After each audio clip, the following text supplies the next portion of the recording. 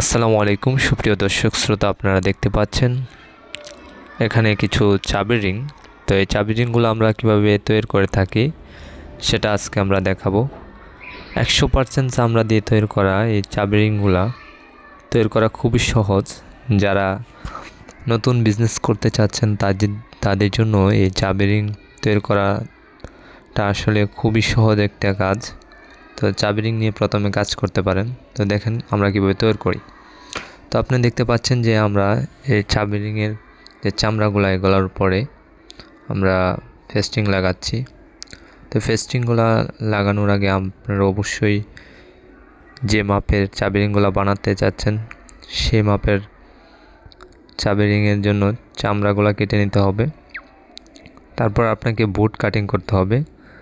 আপনার বোর্ডটা অবশ্যই 16 আউন্স অথবা 14 আউন্সের বোর্ড ব্যবহার করতে পারেন। এর চেয়ে বেশি যদি মোটা ব্যবহার করে থাকেন তাহলে আপনার চাবি রিংটা সুন্দর হবে না। তো একটি বোর্ডের দুই পাশে আমরা ইবা দেব। তো এই জন্য আমরা ভালোভাবে বোর্ডটি পেস্টিং করে নিচ্ছি।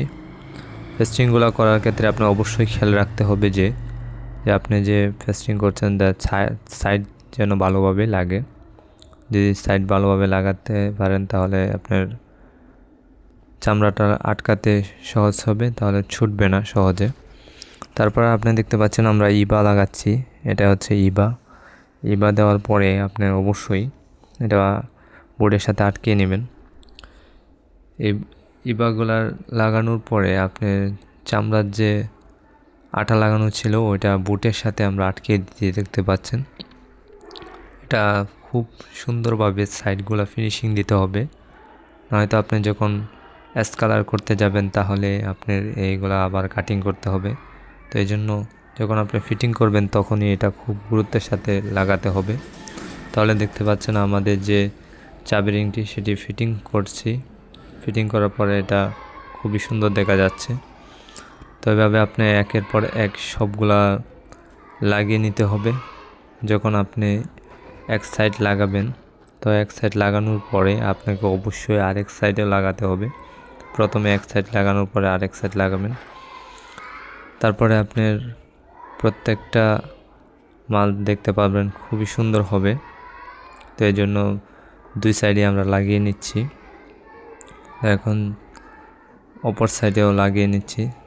এটা লাগানোটা খুবই সহজ, তবে খুব খেয়াল রাখতে হবে যে আপনি যে ফিটিংটা করছেন সেটা যেন অবশ্যই বোর্ডের থেকে বাহিরে না যায়, চামড়াটা যেন বোর্ডের ভেতরেই থাকে।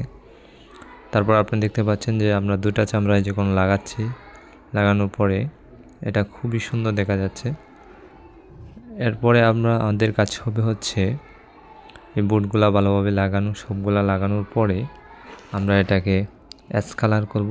কালার সম্পর্কে অনেকের ধারণা আছে, যাদের ধারণা নাই, যে সাইডের যে কালার, সাইড যে আপনার বোর্ড দেখা যাচ্ছে এই বোর্ডগুলা কালার করতে হবে।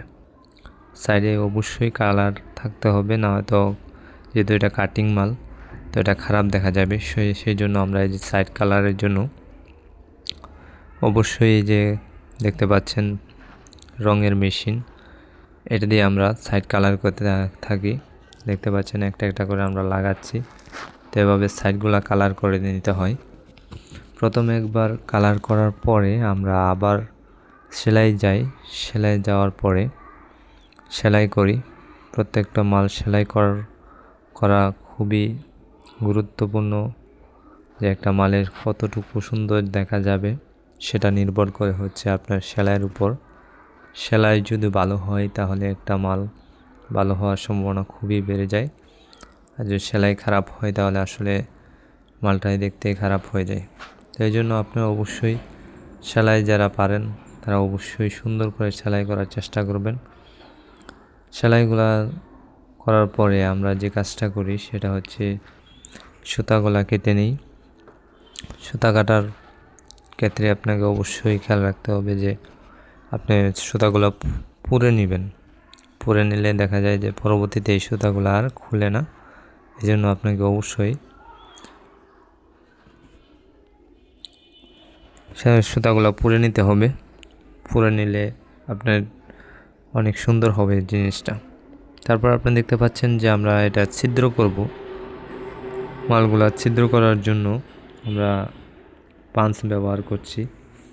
তো ছিদ্র করলে একদম মধ্যে আপনার ছিদ্র করতে হবে যতটুকু আপনার প্রয়োজন উপর থেকে। তো এটা আপনি দেখলেই বুঝতে পারবেন। এটা আমরা সবগুলো মাল ছিদ্র করে নিচ্ছি। ছিদ্র করার পরে এই যে দেখেন আমরা ফিটিং করছি।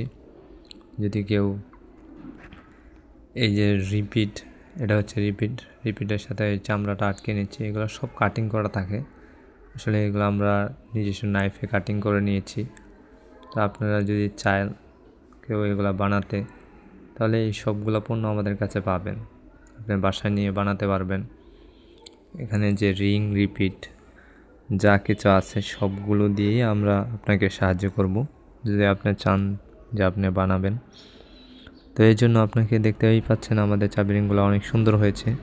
আমরা প্রত্যেকটা চাবি রিং এভাবে বানিয়ে নিয়েছি। এটা খুবই সুন্দর হয়েছে, দেখতেই পাচ্ছেন।